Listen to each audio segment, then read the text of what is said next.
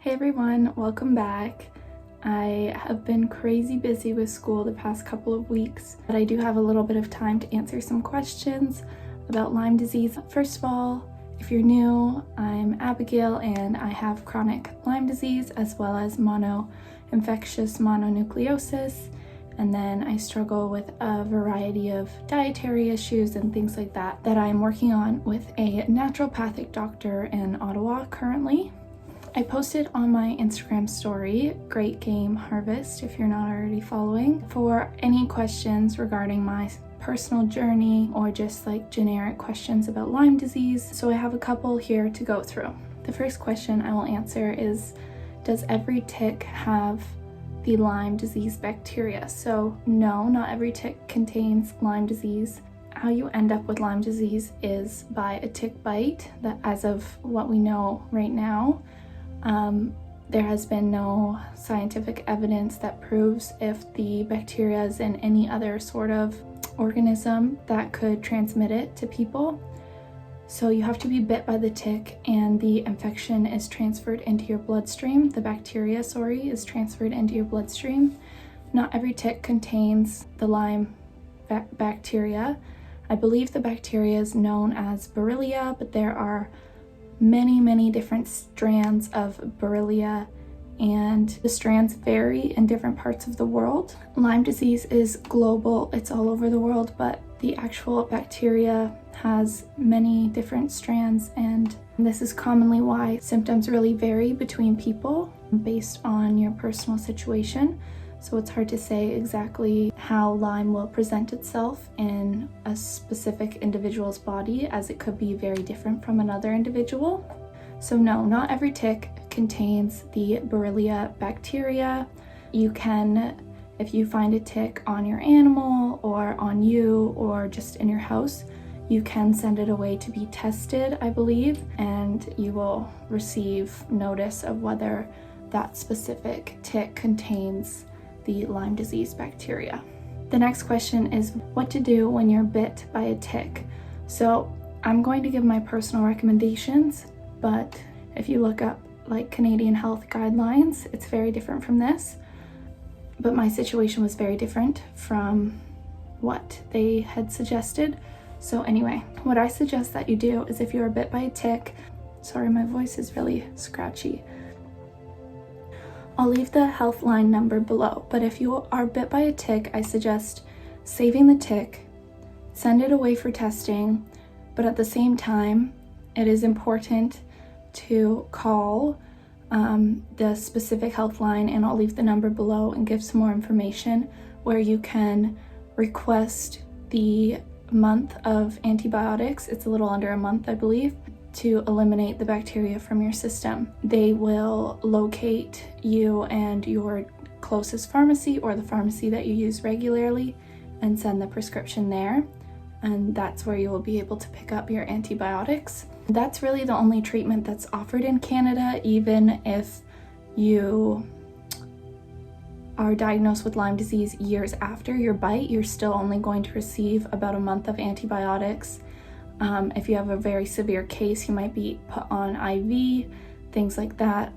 But here in Canada, they don't offer a whole lot of treatment once you have actually contracted the bacteria.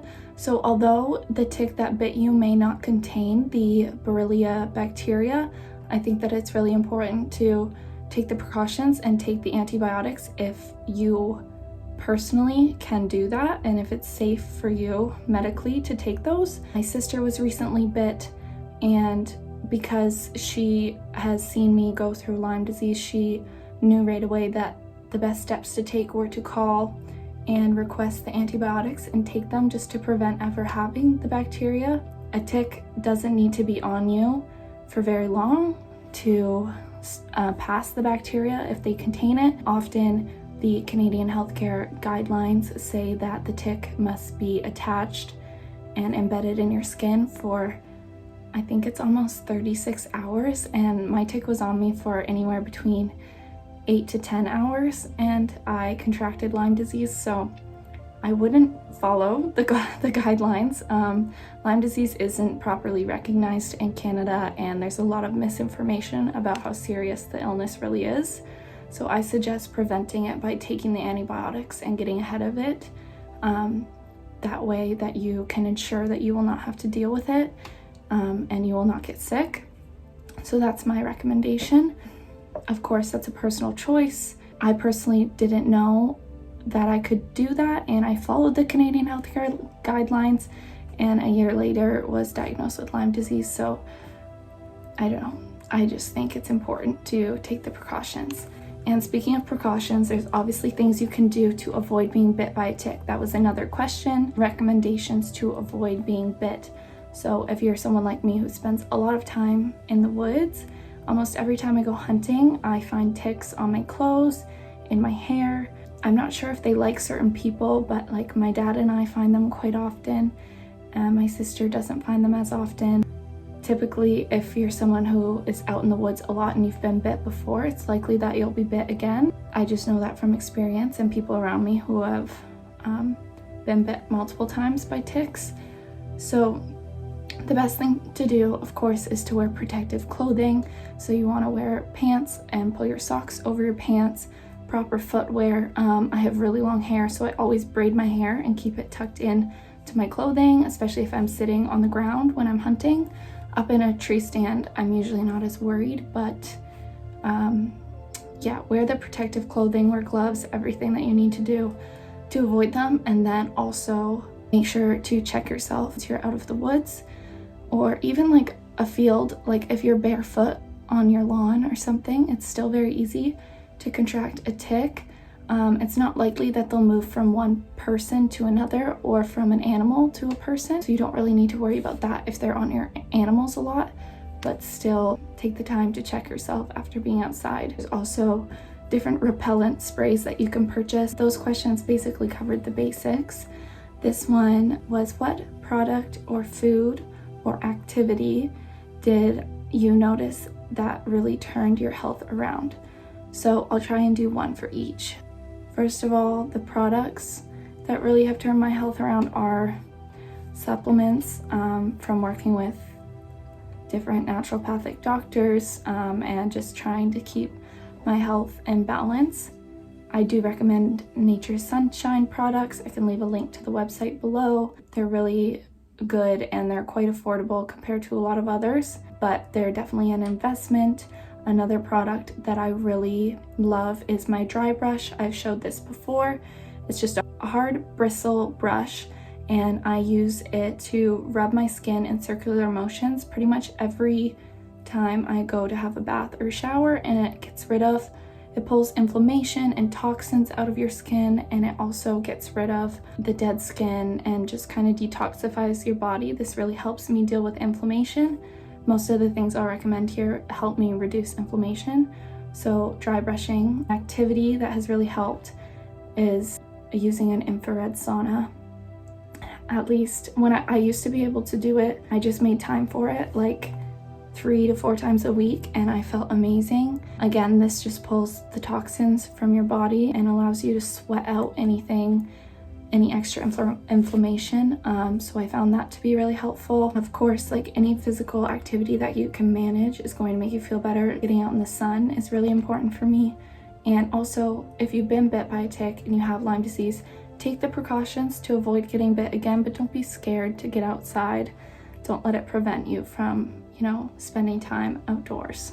A food product that's really helped me, the biggest change I've made to my food from the very beginning of being diagnosed was eliminating gluten and dairy from my diet. This can definitely be hard at times. I've gotten really used to it. Those are 2 very inflammatory foods, and with an inflammatory autoimmune disease, your body will be stuck constantly in that inflammatory autoimmune response, which for me is typically body aches, extreme exhaustion, brain fog, vertigo, things like that. So I definitely think that maybe trying to eliminate gluten from your diet if you're struggling with a lot of inflammation can be really helpful.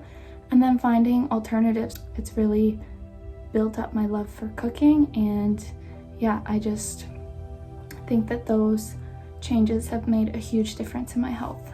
And then the last question I'll answer today is, how has this affected romantic relationships?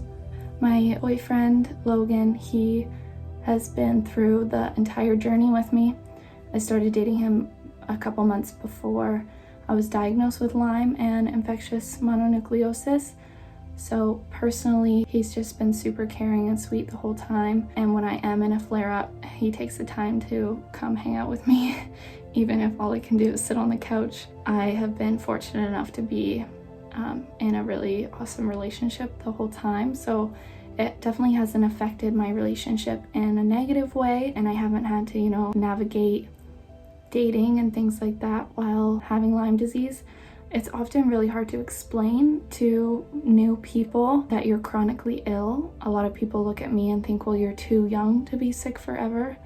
And it can be confusing because whether it's friends, family, doctors, or my boyfriend, I'm often reminding people of my limitations, or if I'm having a bad day, I really have to justify why, because I'll go through weeks of really good, productive days where I'm moving and functioning well nonstop, and then suddenly there's 4 days that I can barely get out of bed or focus on a conversation because my symptoms really vary. I can definitely see that if I was in and out of relationships and dating and things like that, it would be somewhat uncomfortable to have to explain that all the time. It's hard enough to explain to people why I don't eat certain foods because I'm not necessarily intolerant. That's usually the easy short answer, is that I'm just intolerant to those foods.